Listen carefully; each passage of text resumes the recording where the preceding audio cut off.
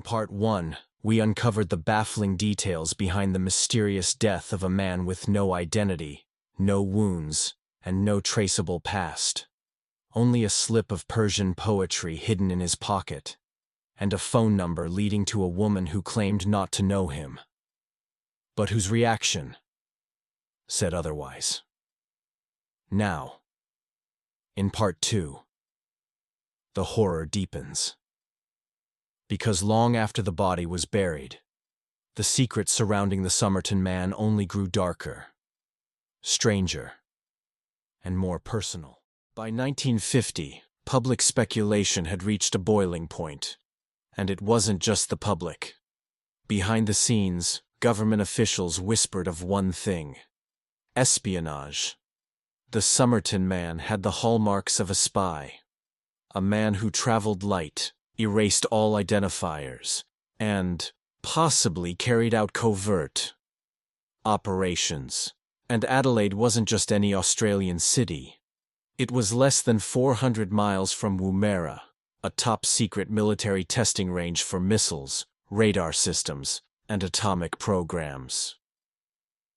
It was the perfect target for foreign intelligence.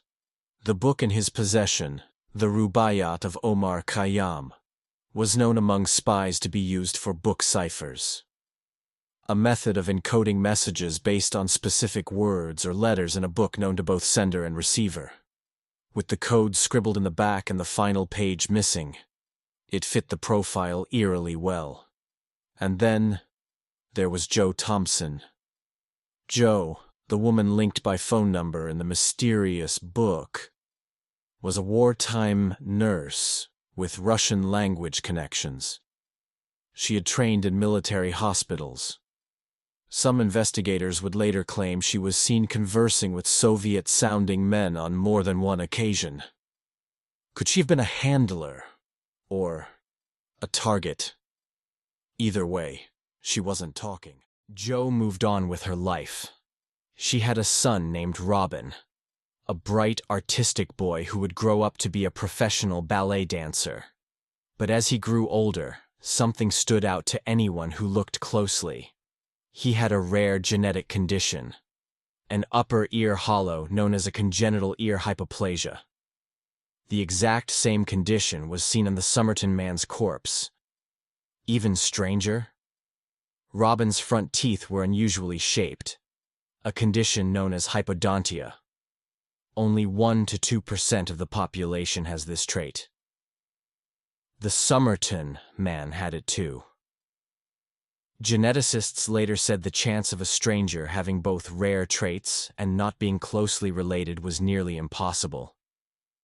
Yet Jo never admitted a connection. Never acknowledged that Robin might have been the son of a man found dead yards from her home. Had she been protecting a secret all along? For decades, the mystery lay dormant, filed away with other unsolved deaths. But in 2021, after relentless efforts from amateur sleuths, genealogists, and truth-seekers, the Somerton Man's body was finally exhumed. Forensic science had advanced enough to attempt full genome sequencing from the preserved remains. Hair samples from the plaster death mask were reanalyzed. The remains were scanned. And after years of effort, a name emerged: Carl Charles Webb, an electrical engineer and instrument maker from Melbourne, born in 1905. He was married, estranged from his wife, Dorothy, and had vanished around the same time the man on the beach was found dead. Carl Webb had no criminal record, no signs of being a spy, no military file. But he did have a deep interest in literature and chemistry. Could this quiet man, grieving his failed marriage, have traveled to Adelaide with poison in his pocket and poetry on his mind? Or was he running from something darker? Carl Webb's life was quietly tragic. Records showed his wife had filed for divorce just months before he vanished. There's no evidence he responded, no sign of where he went. Many believe he boarded a train to Adelaide under an assumed name, possibly to follow Dorothy, possibly to disappear. Some speculate he brought poison, strophanthine, a rare digitalis-like compound that matched the coroner's guess from decades earlier. Carl had the background to obtain it. He arrived, left a suitcase at the station. He took only what he needed, sat on the beach. Maybe he changed his mind. Maybe he didn't. Maybe someone else met him there. And by the time the sun rose on December 1st, 1948, his life, his name, his secrets, was finished. Tamam Shud. Carl Webb's identification answered one question, but raised 100 more. Why was every label removed? Why leave a body staged in public view? Why was the phone number of a nurse, who may have known him, hidden in a torn book linked to Persian poetry?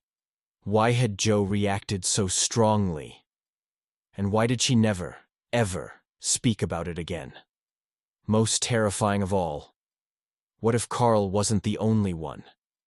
In the years following the Somerton Man case, whispers emerged of similar puzzle deaths.